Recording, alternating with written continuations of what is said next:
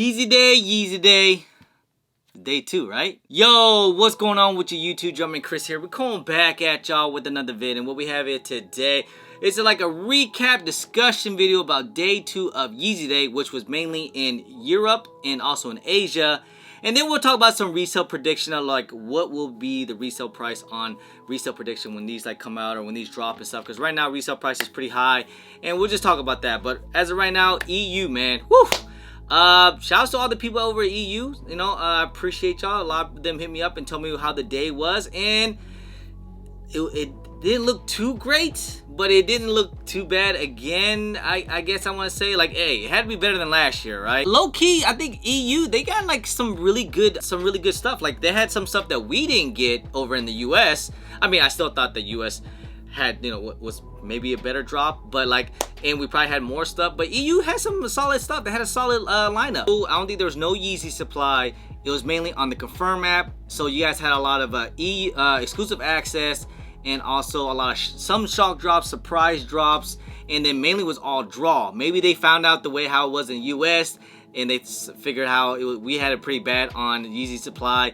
Mainly, most people cop was from the freaking draw. The queue, it just, that was a little bit of mess, and I see that too from EU. They were still had a pretty big mess of it, especially when the freaking turtle doves got canceled on EU, because it just seemed like the servers couldn't handle how much traffic was going on. I'm pretty sure almost everybody wanted these, so you know, everyone full force and everybody got on, so it probably just jammed up the servers, and they actually canceled it on EU. They had a lot of good stuff, man. They had like, so exclusive access, they had a lot. I think they had better stuff than us. They had the desert sage.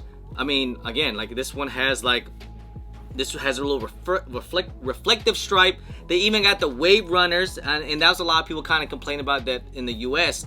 We didn't get these yesterday. And they had the blue dazzle, the dazzling blue, and the static V2. Even exclusive access, they even had the Oreos. Now this, again, fire drops. I know how some people feel about exclusive access. It just one of those hit or misses things. Like, you know, they gotta pick and choose who you want to be. I know it's kind of sucky. There's not really much you can do. You gotta wait for the notification. So I know a lot of people don't really like exclusive access. From the jump at 7 a.m., I feel like Yeezy Day for EU was way better than like how ours was. I feel like our day in US started really slow, and then it picked up like towards the end or in the middle. Like once the turtle doves dropped, that's when everything was just getting crazy, right? Because we were getting like the 450s, and then we got like the I guess it was like 500s or something. I'm not sure. It was like a lot of stuff that we really didn't want at first, and then once the turtle doves, then everything kind of dropped into place. Like we got started to get the red stripes, which also EU, they got the red stripes at the beginning of the day, and the static V2s, which is another freaking fire of Yeezy V2s in my opinion. I actually really like these things. I wore these ton. Even got the beluga reflective, like I guess midday. Again, this is probably I think this was after the turtle doves cancellation drop. Was this a draw? I think this was a draw in EU, I want to say. But they also had like some pretty good foam runners too. They had the Onyx, which I think was basically the Inner Night, same as US. But they also got if people got exclusive access, they had a lot of people in EU, they had exclusive access for the MX Moon Gray, and also the MX Creams, like another colorway. It was kind of like just like this again, and they had the MX Carbon as a draw, if I'm not mistaken. So again, I feel like EU, they had a solid day, and I know a lot of people's gonna complain because, you know, it was definitely probably some L's out there, and you know, can't make everybody happy. Same with US, man. It was a lot of W's, but then again, it was definitely a lot of L's. I took an L on turtle doves. I'm still salty about that. So hey, again, Yeezy Day, I feel like it was pretty successful compared to last year. Last year, I felt like it was basically all botting, and barely anyone cooked or barely anyone hit. This year, with the way how they did it, you know, with the draw and everything, it was decent. You know, don't get me wrong, it was still crappy the way how things were kind of run, like how it was hard to get to, and like some of the surprise drop. I think in EU they did a little okie doke too, right? Like they kind of like hid some of the drops in like some of the pictures and stuff like that. Like you had to find it in the article, just like how it is with ours with some of the slides. Now I didn't see that many slides from EU. I think it was only orcas and green glows. I think we had the suits, and I forgot what else we got. I think they had a pretty decent one. Asia too as well. Canada, I feel like, man, they got, I feel bad for Canada, man. Like seriously, like And I really like Canada. Just like, it seems like no one gives any love for Canada. Why not? I mean, Vancouver's always lit, and so is Toronto. There's a big sneaker community out there. Canada deserves more credit, man. They definitely deserve more stuff, especially when it's already most of the stuff goes to North America and the U.S. anyway. So like, I hear it, guys. I wish that Canada would get more stuff. That's probably one of the reasons why I'm not in Canada. If not, I would have moved over to Canada. But still, overall, man, I feel like Yeezy Day for all countries was pretty decent. Definitely a lot better than last year, because last year it was mainly botters that was basically killing all the stock. Like, I remember, I think I only got like 1 or 2 things, but this time I feel like a lot of people were able to cop some shoes. Like I said, I seen a lot of W's on Turtle Doves, even though I took an L, and on Red Stripes, V3s, some foams here and there. I know there was a lot of L's too, and there are probably some people out there that weren't able to get anything, and that probably sucks. But like, I think majority of people still end up getting some good W's. But yeah, man, I hope this is not the last Yeezy Day, man. I hope it continues on next year and see what happens and see what more stuff they can bring out, and what more, like, I wouldn't mind like Pirate Blacks to come back out, or even like 750s or something crazy. That would be a good day. Or definitely some more slides, man. We definitely should get some more slides on Yeezy Day. Let's talk about some retail prediction, because a lot of people have been hitting me up, especially on certain things that have just been released.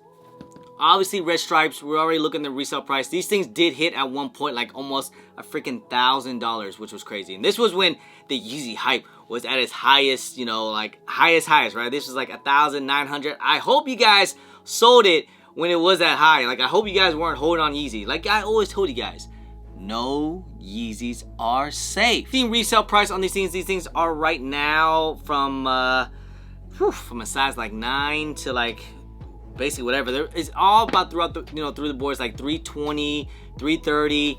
That is a good price point. I think they're gonna probably stay around, like, I think once people get pairs, these things are gonna be like a $280 to $300 shoe at the most. Basically the same as the Oreos or the Belugas, or even the Zebras that came out earlier this year. Like, again, remember, Yeezys, especially V2s, even as an OG colorway, it doesn't really hold up like it used to anymore, Yes, I get it's iconic colorway. It's one of those colorways that a lot of people like, and we finally got it, but resale is not gonna be crazy on these, man. I don't think there's not a lot of demand on Yeezys anymore. So if I were you guys, if I had these pairs, I would probably try to let them go before they drop even worse to like 260, which it could be, but I think they're gonna stay hovering around like 300 or high 200s at least.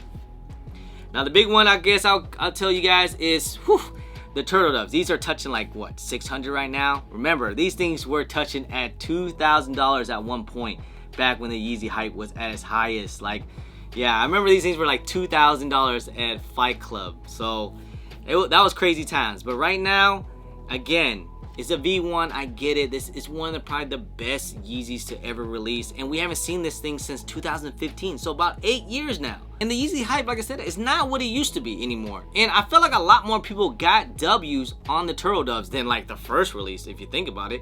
I know it's kind of a crappy way how it happened. I think EU, the way how they dropped it, it was canceled, and then they did exclusive access. One thing I'll just tell you guys, for EU people in EU, I would still pay attention to my phone, because in the US, some people got exclusive access like around midnight. So just pay attention if you're in the European area. Stay on your phone a little bit. Just pay attention to some of the notifications. You might get some more exclusive access going on, especially on the Turtle Doves, because they did cancel it at first, and then they put on exclusive access. See what happens. But again, resale on these things are touching like 600. That's because it's high, right? That's pretty high right now. If you can get 600, 100% get it, sell it for 600, because I think once people start to get pairs, especially all around the world, and once people kind of dump them and everything, and people start to have pairs, and I also think like not a lot of botters actually cop on these, so there's a lot more like manual users and actual personal people actually got these.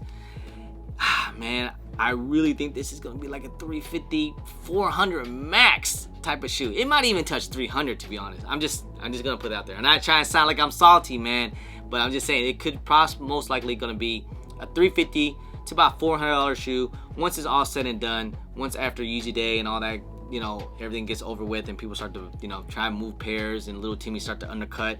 It's gonna be about like, I think it's gonna be like 350, 400 at the most, depending on sizes, of course. And also remember, when these things first released, they didn't come in half sizes. They were only like, it was like what, 8, 9, 10, 11, 12, and so on and so forth.